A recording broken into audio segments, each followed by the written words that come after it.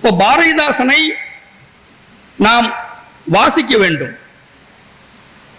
எப்படி தொல்காப்பியம் என்று சொல்லுகிற ஒரு ஒரு தொன்மையான இலக்கண நூலை நாம் எப்படி புதிய புதிய வாசிப்பு கோட்பாட்டுக்கு உட்படுத்தி நாம் எப்படி தொல்காப்பியத்தை தொடர்ந்து படித்துக் கொண்டிருக்கிறோமோ,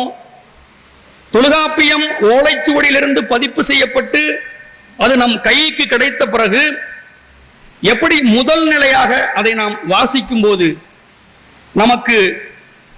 ஒரு முதல் நிலை கண்டடைவு, ஒரு அட்டைன்மெண்ட் என்று சொல்லுகிற ஒரு முதல் நிலை கண்டடைவு, அதனால் கிடைத்திருக்கிற ஒரு விளை பொருள் ஒரு முதல் நிலை வாசிப்பாக நமக்கு எப்படி அதிலே கிடைக்கிற சில மெய்மைகள், சில ஆய்வுகள் எப்படி இன்றியமையாததாக இருந்ததோ அதை போல அடுத்தடுத்த காலத்திலும் தொல்காப்பியத்தை ஒரு புதிய வாசிப்பு முறையில் திறனாய்ந்து நாம் தொடர்ந்து அதை படிக்கும் பொழுது, பயிலும் போது, கற்கும் போதுதான்